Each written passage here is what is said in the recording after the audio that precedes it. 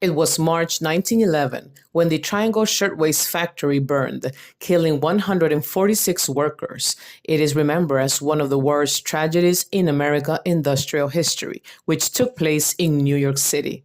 It was such a shock to people at the time and created such a huge impact.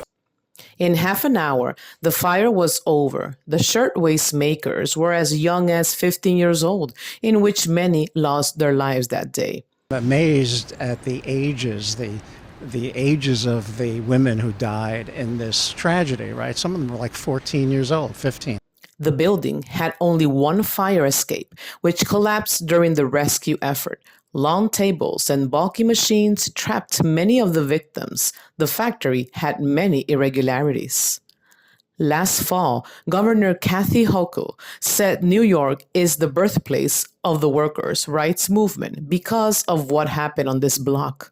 The memorial features horizontal stainless steel plates on two sides of the building bearing the victims' names and ages, and a reflective marble panel with survivors and the eyewitness testimony.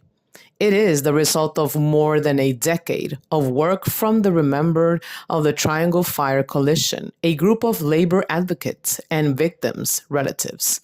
Evelyn Rodriguez reporting for NYU Journalism.